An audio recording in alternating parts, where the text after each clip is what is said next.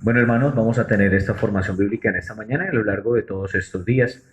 Qué bonito es que nosotros podamos adentrarnos en esa palabra de Dios en estos días, en donde estamos en nuestras casas, en donde tenemos un poquito más de tiempo.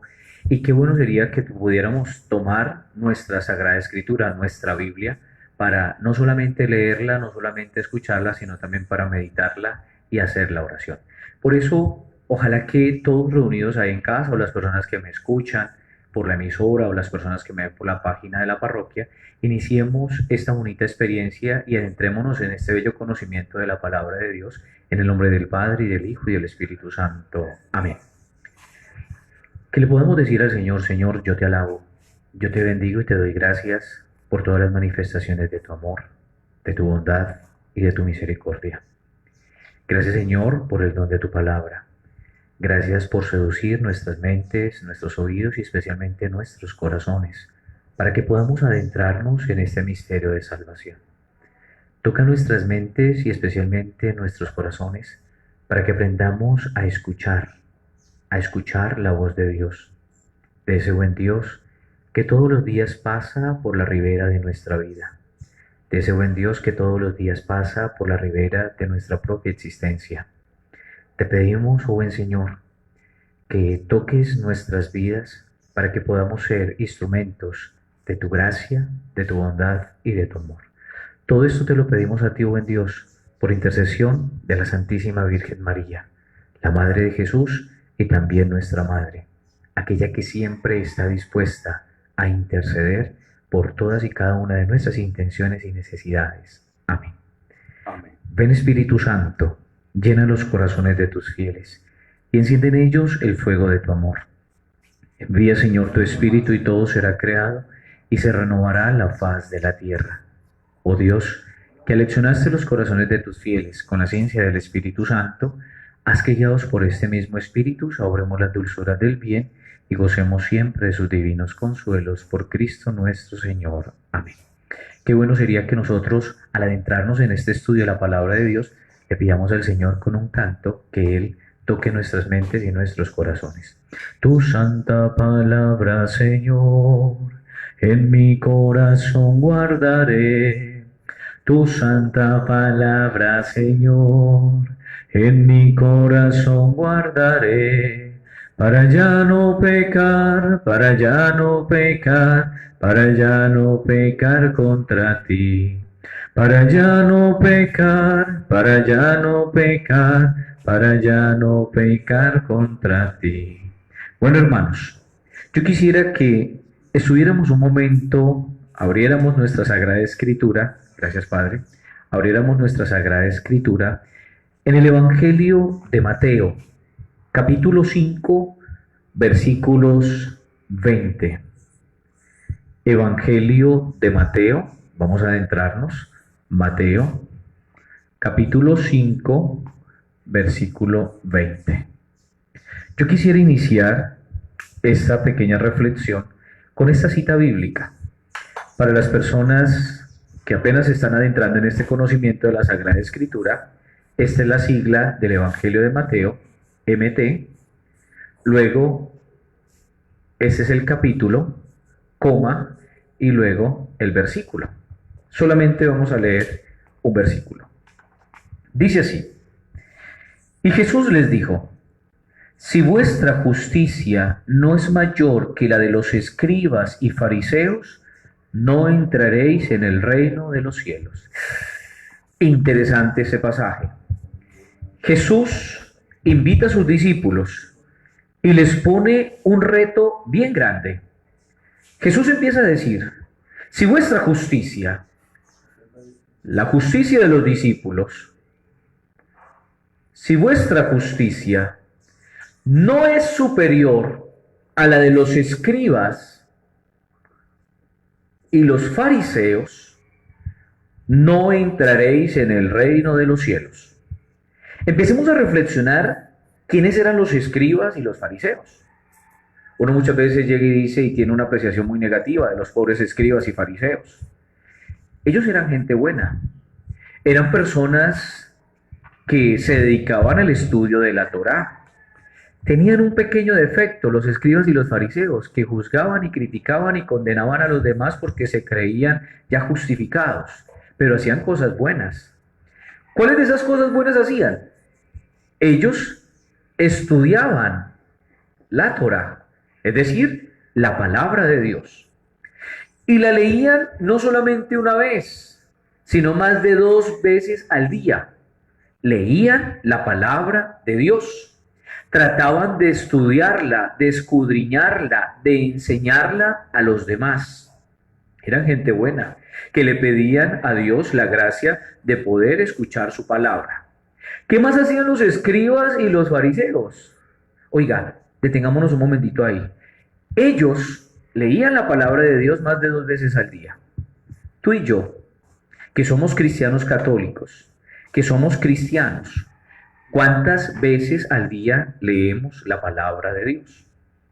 Yo muchas veces hago esta pregunta. Seguramente tenemos nuestras Biblias y la tenemos en nuestra casa. Así como una vez fui a un lugar, a cierto lugar de La Mancha, y entré a la casa y había una Biblia muy bonita con un altar lindísimo, con unos cirios. Y yo me acerqué a darle un beso a la palabra, porque a mí me emociona muchísimo la palabra de Dios.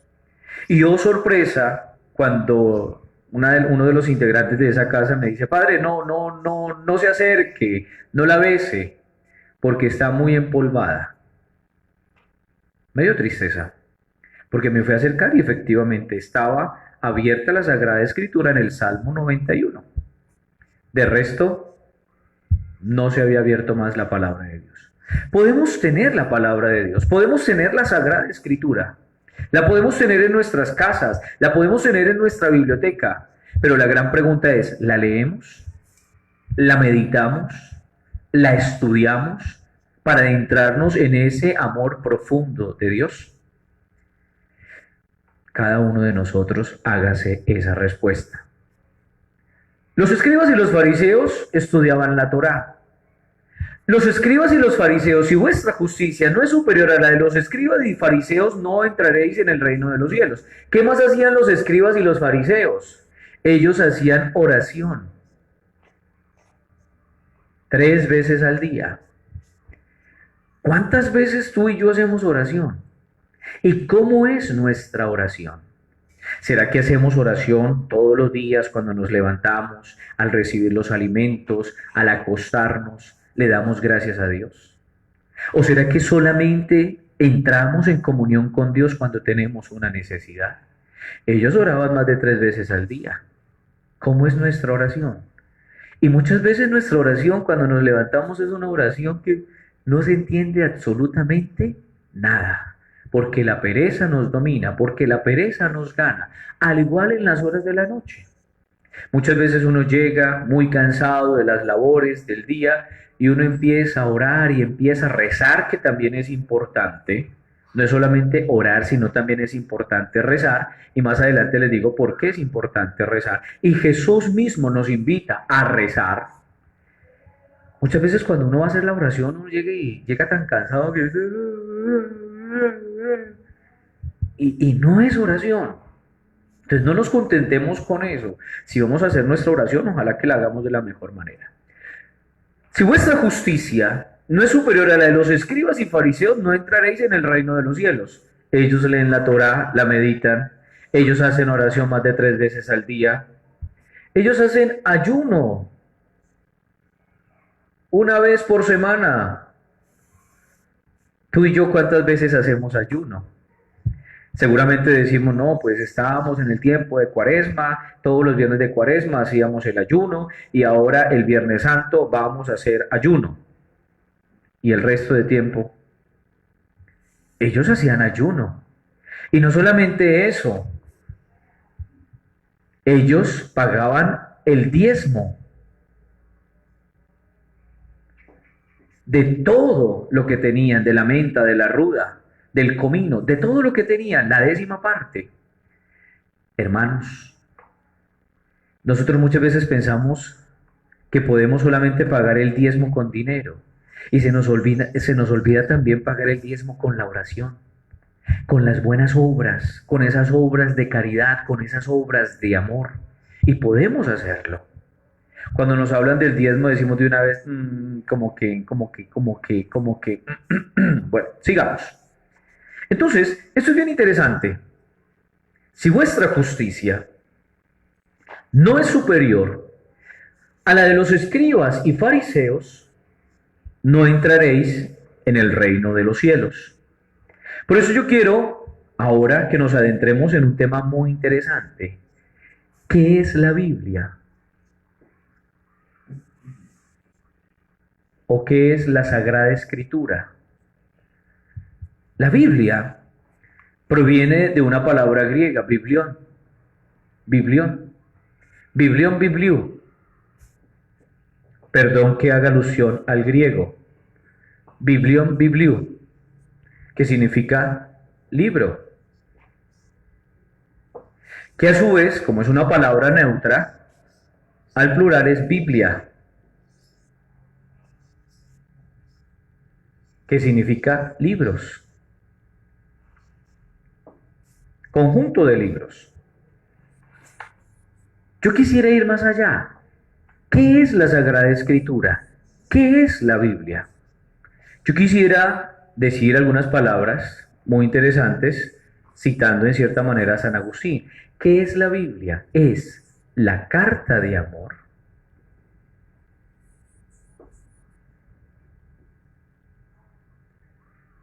que Dios ha escrito para mí.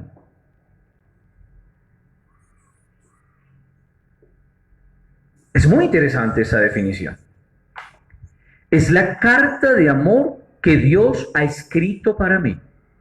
Y yo los quiero invitar a ustedes que me están escuchando y ustedes que me están viendo allá en la página, que hagamos una pequeña experiencia de recordar cuando nosotros estamos enamorados. Antiguamente cuando existían las cartas, que era bien interesante.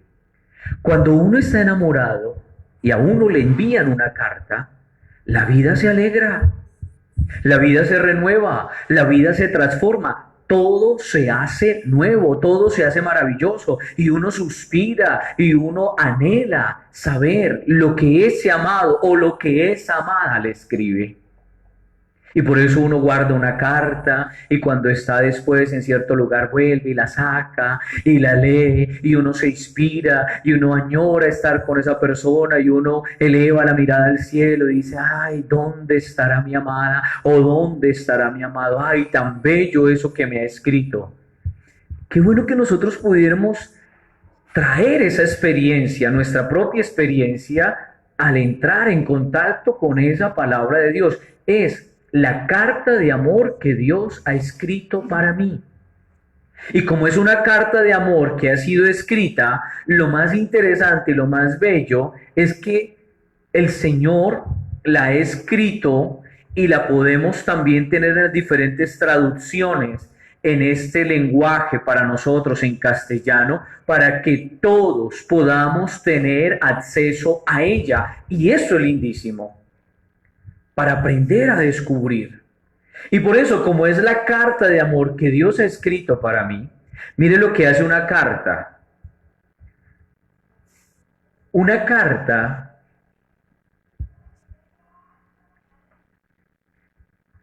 genera un diálogo.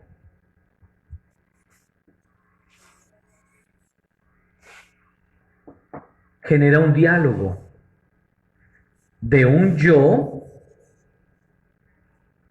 a un tú. Mire lo interesante, un diálogo. Ese yo se une al tú y ese tú se une al yo por medio de esa palabra diálogo. Y hagámonos esta pregunta, ¿qué significa diálogo? Viene de una palabra, me disculpan, viene una palabra griega, diálogos, que significa una comunicación por medio de la palabra. Eso significa diálogo. Comunicación por medio de la palabra. Y si existe una comunicación por medio de la palabra, y si Dios es el que a mí me ha enviado o me ha dado esa carta de amor, la primera conclusión que podemos ir sacando es que ustedes y yo creemos en un Dios que se comunica,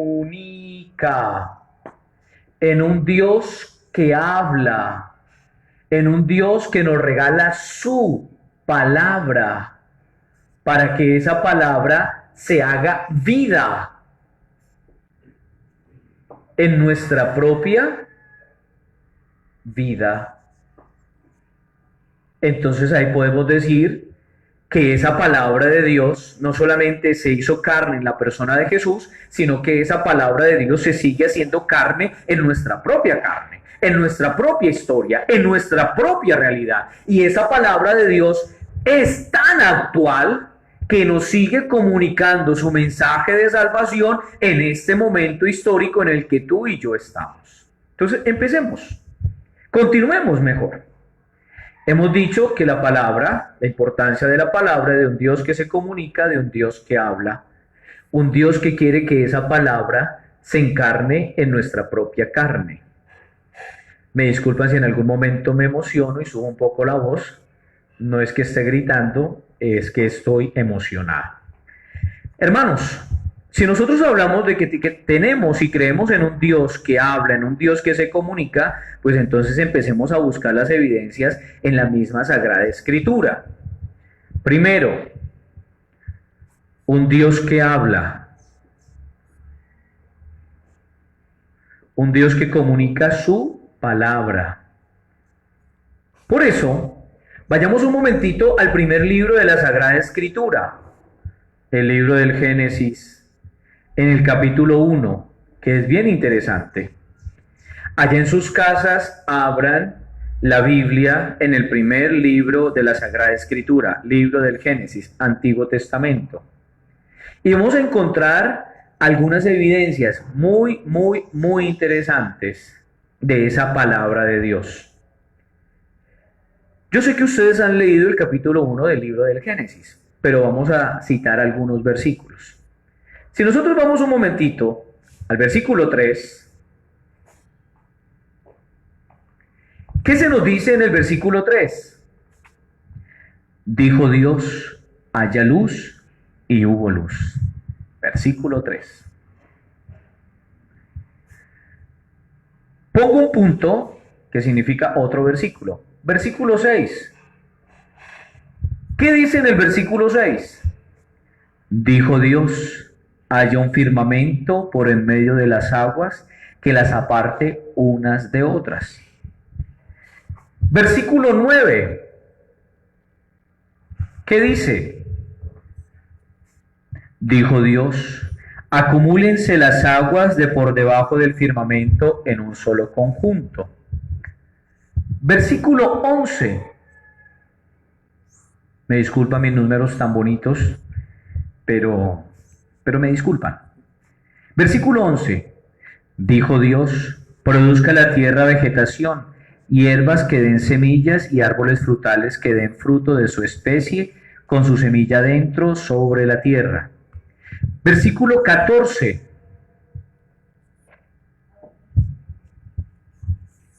Dijo Dios, haya luceros en el firmamento celeste para apartar el día de la noche y valgan de señales para solemnidades, días y años. Versículo 20. ¿Qué dice el versículo 20? Dijo Dios, bullan las aguas de animales vivientes. Versículo 24. ¿Qué dice el versículo 24? Dijo Dios, produzca la tierra animales vivientes de cada especie. Versículo 26. Versículo 26. Dijo Dios, hagamos al ser humano a nuestra imagen y semejanza. Versículo 28. ¿Qué dice el versículo 28? Y los bendijo Dios y les dijo, sed fecundos y multiplicaos y henchid la tierra. Versículo 29.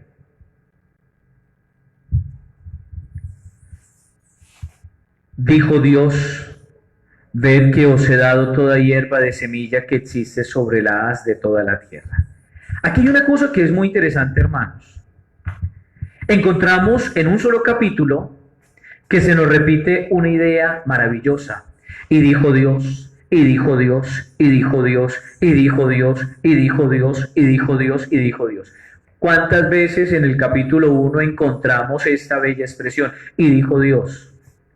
1, 2, 3, 4, 5, 6, 7, 8, 9 y 10. ¡Wow! 10 veces en donde encontramos esa bella expresión para que nosotros recordemos y se nos repite y se nos meta esa idea y guardemos y grabemos esa información de que tenemos un Dios que habla.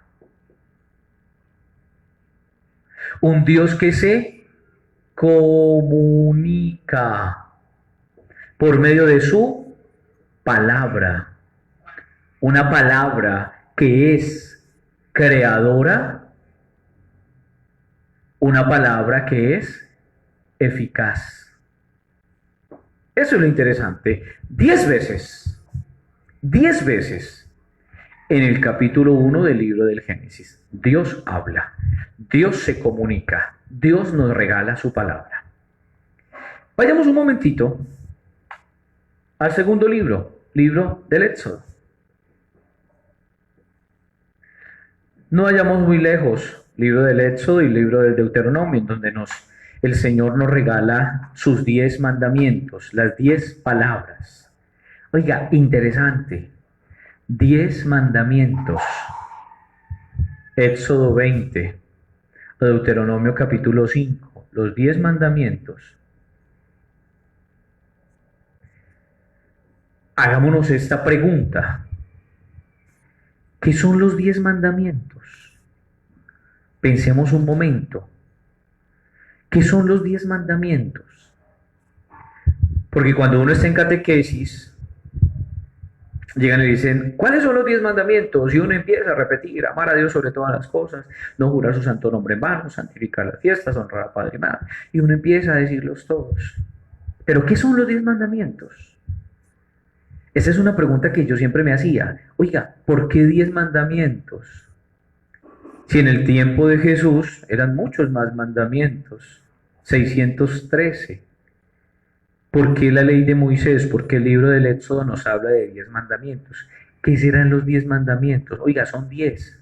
¿Por qué no podían ser 5, 7, 3, 2?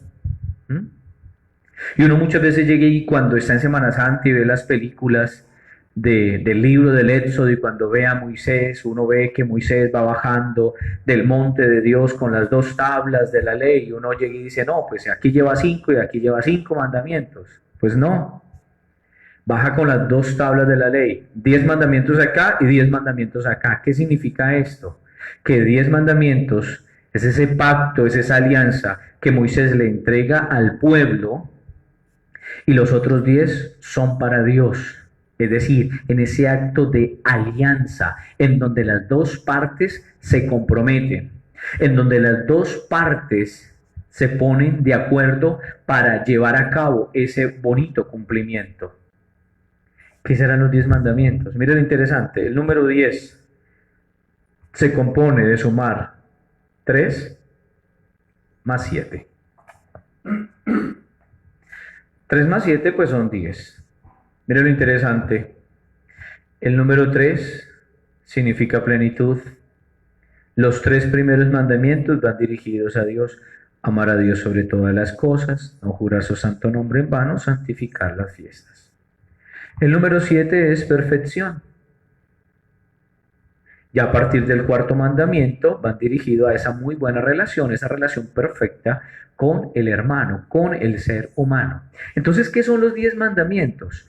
Hagamos una pequeña definición. Oiga, si en el libro del Génesis, en el capítulo 1, nos dice que Dios habla por 10 veces en este capítulo y nos regala su palabra, que es una palabra que crea y es una palabra eficaz. Entonces, ¿qué son los 10 mandamientos? Mire lo interesante, esta bonita definición, para que la aprendamos en casa y se la enseñemos a nuestros niños. ¿Qué son los 10 mandamientos? Son las 10 palabras que Dios regala a la humanidad, 10 palabras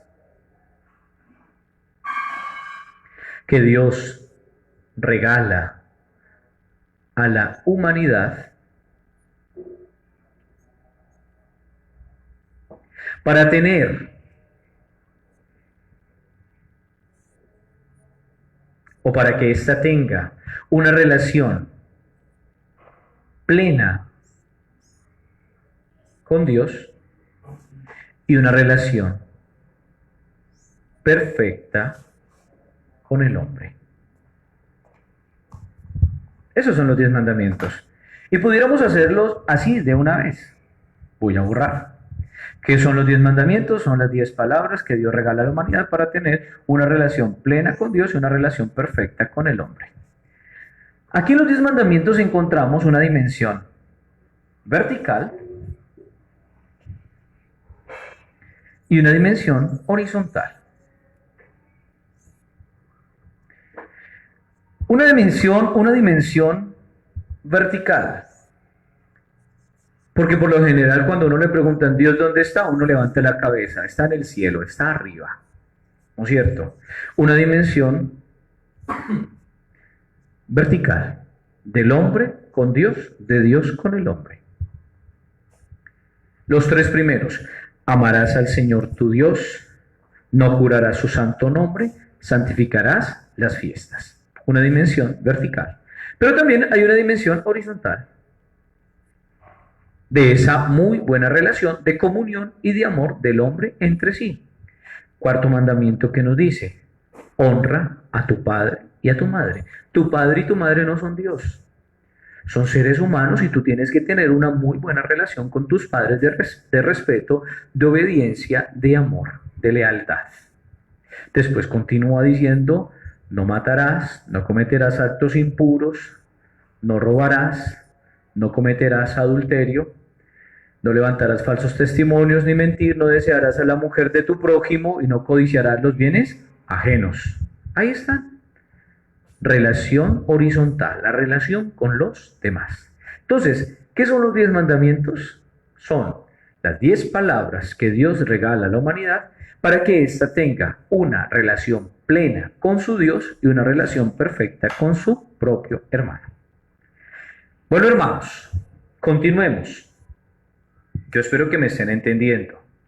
Si no me han entendido, por favor, espero que llamen al padre Edinson y le digan: padre Edinson, no le entendimos al padre Didier. Y entonces yo mañana corrijo. Bueno, no nos perdamos de vista lo que estoy diciendo, la importancia de la palabra. Dios que habla, Dios que se comunica. Si nosotros seguimos escudriñando la Sagrada Escritura, vamos a encontrar un libro muy hermoso que es el libro de los profetas. Los Neviín, Neviín.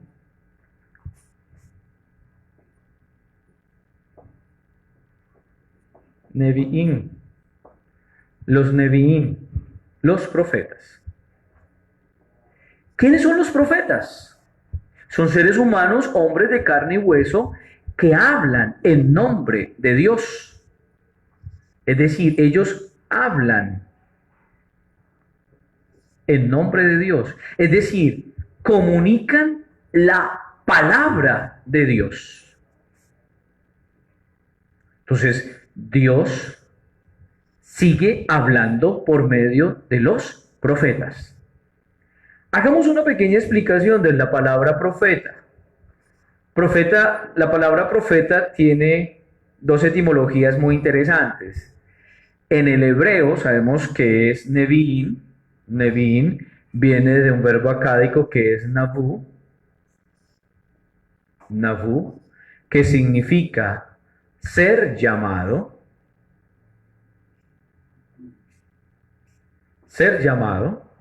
y tiene la etimología griega, profetes.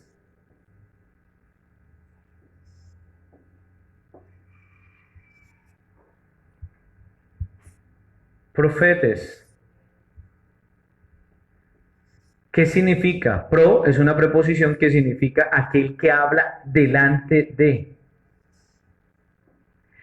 Entonces, ¿quién es el profeta? No es solamente aquel que habla en nombre de Dios. El profeta es aquel que ha sido llamado a tener la experiencia con Dios. Y al tener la experiencia con Dios, ahí sí después se pone delante del pueblo de Dios para transmitir ese mensaje de salvación, ese mensaje de amor. Entonces, Dios habló en la creación, Dios habló en los mandamientos, Dios habló por medio de los profetas, que entregaban ese anuncio de salvación,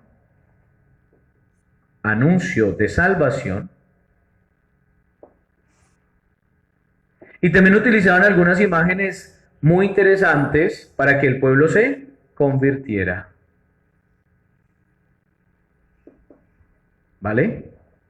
No solamente denuncian las injusticias, sino que también anuncian la salvación, denuncian las injusticias, suscitando la conversión del pueblo de Dios. Espero que me estén entendiendo. Ahora pasemos a otro texto del Nuevo Testamento, para que sigamos entendiendo. Vamos a dar un salto a la carta a los Hebreos,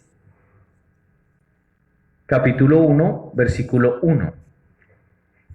Vayamos y busquemos en nuestra Biblia, carta a los Hebreos, que es muy interesante. Ojalá que la podamos leer. Dice lo siguiente, perdón. Muchas veces y de muchos modos habló Dios. ¡Wow! Mire lo interesante, volvamos a leer. Muchas veces y de muchos modos habló Dios en el pasado. Muchas veces y de muchos modos.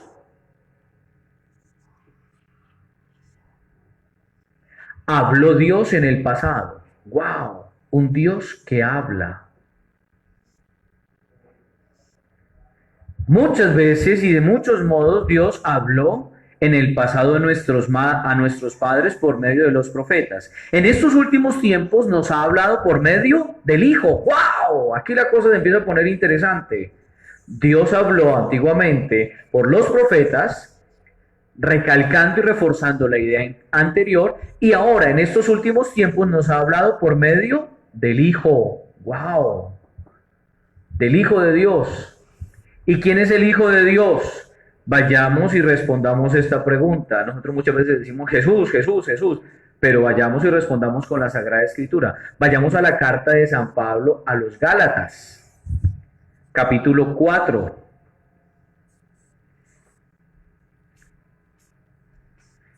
Gálatas, capítulo 4, versículo 4. ¿Qué dice? San Pablo llega y dice, pero al llegar la plenitud de los tiempos, envió Dios a su Hijo, nacido de mujer, nacido bajo la ley. Versículo 5, para rescatar a los que se hallaban bajo la ley y para que recibiéramos la filiación adoptiva. ¡Wow! Entonces, nos habla que cuando llegó la plenitud de los tiempos, envió Dios a su Hijo nacido de mujer. Aquí se habla de manera implícita de María. Nacido de mujer. Esa mujer se llama María. ¿Y el hijo de María cómo se llama? Jesús. ¿Vale? Y una pildorita. En estos días vamos a reflexionar también en torno a la figura de María en la importancia bíblica. Muchos de nuestros hermanos llegan, no, es que María tuvo más hijos, no, es que María, ahí está, en el Evangelio de Mateo están los nombres. Vamos a develar esto. ¿Por qué? Porque la Sagrada Escritura, y yo, me disculpan, yo no tengo dinero, pero yo lo consigo. Yo le doy una recompensa de 100 millones de pesos a la persona que en el Nuevo Testamento encuentre que la Sagrada Escritura diga hijo o hijos de María. Solamente va a hablar Jesús, el hijo de María. Lo que la Sagrada Escritura en el Nuevo Testamento dice habla de los hermanos de Jesús. Y atención a esa palabra hermano, porque esa palabra hermano en lengua semita es una palabra que tiene mucha amplitud, ¿vale? Entonces no nos dejemos confundir, ¿vale? Vayamos para reforzar esta idea de San Pablo, pero al llegar a la plenitud de los tiempos envió Dios a su hijo nacido de mujer, sabemos que esa mujer se llama María, y su hijo se llama Jesús. Pero para reforzar esa idea, vayamos un momentito. ¿Quién es el Hijo de Dios? Vayamos un momentito al Evangelio de Juan. Evangelio de Juan, capítulo 1, versículo 1. ¿Qué dice? Evangelio de Juan, capítulo 1, versículo 1. Dice así: en el principio existía la palabra, y la palabra estaba junto a Dios, y la palabra era Dios. Nos habla de una palabra, de la palabra. En el principio existía la palabra, y la palabra estaba junto a Dios, y la palabra era Dios. ¡Wow! La palabra era Dios. Versículo 14. Y la palabra se hizo carne, sars, y puso su morada entre nosotros, y hemos contemplado su gloria, gloria que recibe del Padre como Hijo único, lleno de gracia y de verdad. Versículo 15. Juan da testimonio de él y clama: este era del que yo dije, el que viene detrás de mí se ha puesto delante de mí porque existía antes que yo. Pues de su plenitud hemos recibido todos, y gracia por gracia, porque la ley fue dada por medio de Moisés, y la gracia y la verdad nos han llegado por Jesucristo. A Dios nadie le ha visto jamás. El Hijo único que está en el seno del Padre, Él lo ha contado. ¡Wow! La palabra es Dios, pero también es una palabra hecha carne. Una palabra encarnada. Incluso es muy interesante porque el Evangelio de Juan habla de sars. Sars. Sars. Padre, ¿qué es sars? Carne, corporeidad. Esto es sars, carne, humanidad. Entonces nos está diciendo, mire lo interesante, de muchas maneras Dios habló antiguamente por medio de los profetas. En estos últimos tiempos nos ha hablado por medio de su Hijo, es decir, Jesús. ¿Y quién es Jesús? Verdadero hombre, tomó nuestra condición humana, nuestra carne, pero también es verdadero Dios. En el principio existía la palabra, y la palabra estaba junto a Dios, y la palabra era Dios. Por eso San Pablo, en la carta a Timoteo, llega y dice que tenemos un único mediador, que es distinto el mediador al intercesor. Porque San Pablo habla de Jesús como el único mediador, y en esto nadie va a estar en desacuerdo, porque Jesús es el único mediador. Muchas personas llegan y hablan, y entonces la Virgen y los santos, ellos no son mediadores, son intercesores, que es una cosa totalmente distinta y diferente. ¿Por qué Jesús es el único mediador? Porque Jesús es el único que puede unir de manera definitiva en su propia carne a Dios Padre con la humanidad, y a esta humanidad con Dios. Aquí volvemos una vez más a aquella figurita que iniciábamos, con la que iniciábamos. Habíamos dicho una cosa bien interesante, que para que exista una comunicación tiene que haber un yo y un tú. Un yo que es Dios, es el que tiene la iniciativa, un tú que se llama hombre o humanidad, que se une por medio de un diálogo,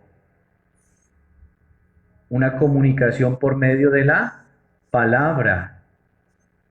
Y mire lo interesante, tenemos otra vez ese yo, que es Dios, Dios Padre, esa palabra, que es una palabra humana y divina en la persona de Jesús, ya lo decíamos, verdadero hombre y verdadero Dios. Y aquí tenemos ese tú que se llama humanidad.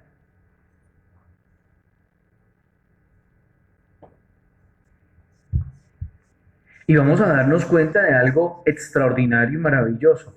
Cómo Jesús une en la cruz esta doble dimensión, así como unía, así como hacíamos esta figura con los mandamientos, esa dimensión vertical y esa dimensión horizontal. Hagámoslo acá. Jesús en la cruz, ¿qué es lo que hace? Jesús en la cruz. Jesús en la cruz, ¿qué es lo que hace? Une a Dios con los hombres, la dimensión vertical, a Dios con los hombres. Los hombres estamos aquí en la tierra, Dios está en el cielo. Dios está en el cielo, nosotros aquí en la tierra. Y une de manera definitiva al hombre entre sí. Para que verdaderamente, no solamente nosotros seres humanos, no solamente somos creación, sino que por medio de Jesús somos hijos de Dios.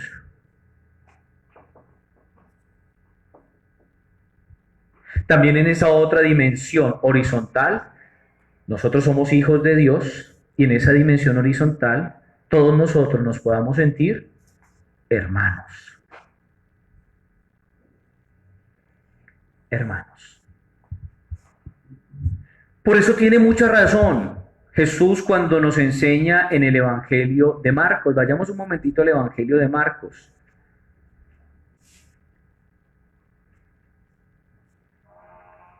Capítulo 12, versículo 28. Se le acercó uno de los escribas que les había oído y viendo que les había respondido muy bien, le preguntó, ¿cuál es el primero de todos los mandamientos? Jesús le contestó, el primero es, escucha Israel, el Señor nuestro Dios es el único Señor. El Señor nuestro Dios es el único Señor. Escucha Israel, nos invita a escuchar primero. El Señor nuestro Dios es el único Señor. Porque Él es el único Señor, lo amarás con todo tu corazón, con toda tu alma, con toda tu mente y con toda tu fuerza. Amarás al Señor como Él es uno, entonces yo tengo que amar a Dios con todo lo que yo tengo, mi corazón, mi mente, mis fuerzas, mi pensamiento. Dimensión vertical. Dimensión vertical. Pero ese amor tiene que ser llevado también amando a quién? Al prójimo. Y por eso el segundo es, amarás a tu prójimo como a ti mismo. ¡Wow! Hermanos, ¿quién es el prójimo? Pues es mi hermano, es la persona que está cerca de mí, es la persona que es próxima, con la cual yo puedo entablar ese diálogo de comunión y de amor. Por eso, hermanos, qué bueno es que nosotros podamos tomarle sentido a las palabras de Jesús en esta doble dimensión.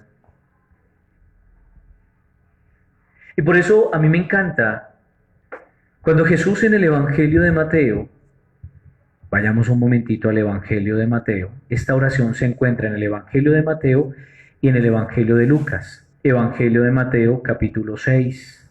Vayamos un momentito antes de que se nos termine la hora. Evangelio de Mateo capítulo 6, versículos del 7 al 14. Dice literalmente, y al rezar, no uséis muchas palabras como los gentiles, que se figuran que por su palabrería van a ser escuchados.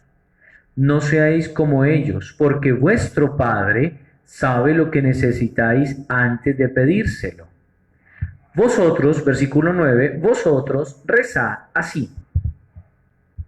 Rezar. Perdón. El verbo rezar.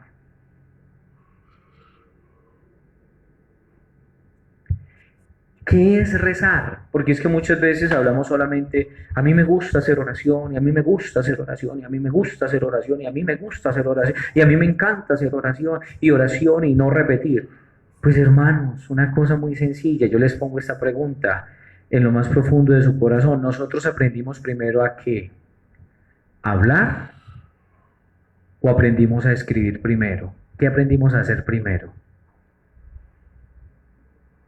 Usted que tiene un niño en su casa pequeño, ¿qué es lo primero que hace un niño? ¿Será que cuando ya nace y va a la escuela ya sabe escribir? ¿O primero aprende a hablar? Primero el niño aprende a hablar. ¿Y por qué aprende a hablar? Porque escucha a sus padres hablar. Entonces el niño desarrolla el oído y eso le permite desarrollar el diálogo. Por eso la mayoría de las personas que son sordas, por lo general son mudas, por eso se llaman sordomudos, porque no desarrollaron el oído, entonces no pueden desarrollar el habla. ¿Qué fue lo que hizo el pueblo de Dios? Esto no lo digo yo, esto no lo dice la Iglesia Católica, esto lo dice la historia. Lo dice la historia del pueblo de Dios. Antes de que el pueblo de Dios, antes de que la humanidad aprendiera a escribir con esos jeroglíficos, antes de que dejara plasmado en los pergaminos y en los papiros, ¿qué hacía el pueblo? ¿Qué hacía la humanidad? Hablaba y repetía y repetía y repetía y le repetía a todos sus hijos para que no perdieran lo que ellos habían aprendido. Y eso lo aprendió muy bien el pueblo de Dios. El pueblo de Israel aprendió muy bien esto. Y por eso ellos, antes de dejar con la inspiración divina plasmado en la Sagrada Escritura esa palabra de Dios, ellos ya la habían transmitido de manera oral. Y por eso los niños se sabían los pasajes de la Escritura. Por eso ellos rezaban. Y entonces así como rezaba el abuelo, aprendieron a rezar los nietos. Y así sucesivamente se fue tramandando esta bonita enseñanza. Por eso no nos dé miedo decir que nosotros rezamos. Porque repetimos esa bella oración y nosotros la estamos haciendo nuestra. Esa oración es nuestra. Miren lo interesante. Cuando nosotros, el mismo Jesús nos enseñó a rezar, no solamente a orar, nos enseñó a rezar. Y por eso, en el versículo 9, llega y dice, vosotros rezad así. Padre nuestro. ¡Wow! Nos invita a llamar a Dios Padre nuestro. Maravilloso. Porque como lo decía San Pablo en la carta a los Gálatas, Dios, al llegar la plenitud de los tiempos, envió a su Hijo único y nos convirtió en hijos adoptivos. Así tengamos o no tengamos la capacidad de ser conscientes, pero todos somos hijos adoptivos de Dios en la persona de Jesús. Todos somos hijos. Y si todos somos hijos y llamamos a Dios Padre, Padre nuestro, es decir, Él es tu Padre, mi Padre, el tuyo, el tuyo, el tuyo, el tuyo, el de todos. Entonces no solamente hay una comunicación con Dios, mire, dimensión vertical, una comunicación mía con Dios, Dios conmigo, sino también que es un Padre nuestro. Entonces, si Dios es mi Padre común, entonces yo tengo unos hermanos con los cuales me debo relacionar, con los cuales debo aprender a hacer la caridad, con los cuales debo aprender a descubrir que hay cosas maravillosas que son más las cosas que nos unen, que son más las cosas hermosas que Dios nos regala día a día, minuto a minuto, segundo a segundo, a cada momento y a cada instante. Ojalá, yo le pido al buen Dios que nos quite de nuestras mentes y de nuestros corazones, ¿cómo decirlo? Tantas boberas. Las limitaciones están aquí, en nuestra cabeza. Que podamos hacer la caridad con tanto cariño y con tanto amor. Como nosotros lo cantamos en las canciones de la iglesia, sin distinción de raza, ni de cultura, ni de credo, ¿no? Somos hermanos, somos hijos de Dios. Yo creo que aquí está la clave.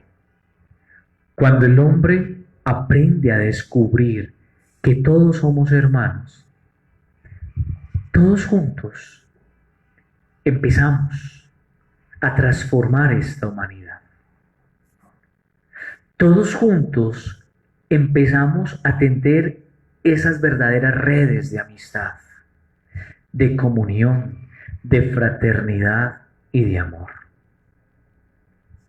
Y ahí, y solamente ahí, porque tenemos esa bonita experiencia de comunión con Dios, solamente ahí empezaremos también a sentirnos hermanos y a construir la civilización del amor.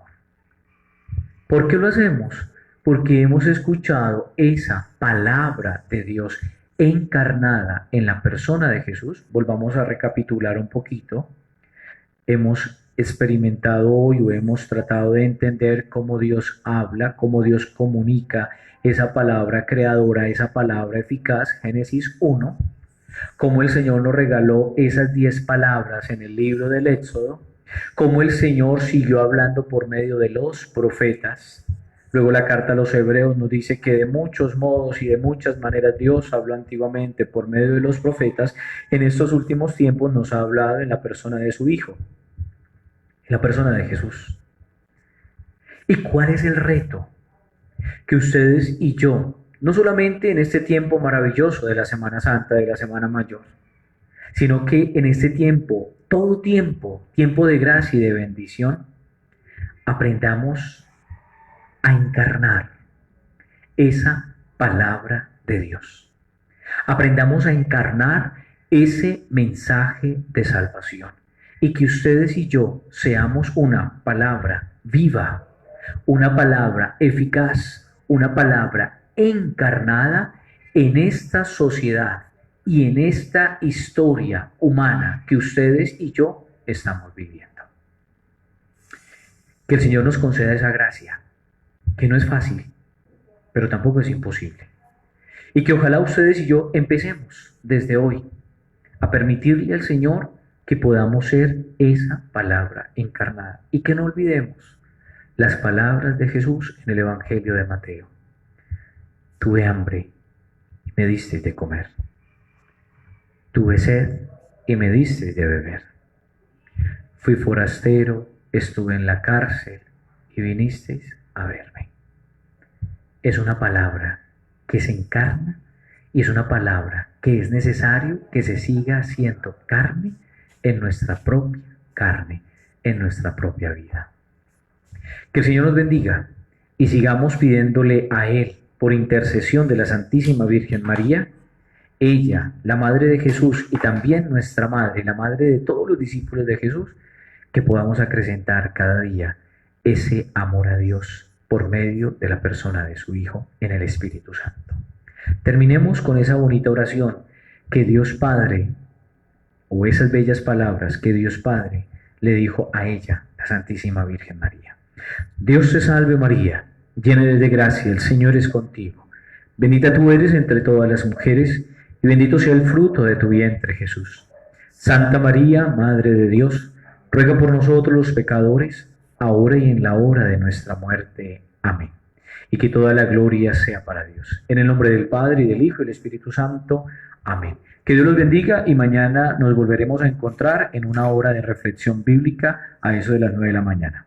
Feliz día. Que Dios los acompañe.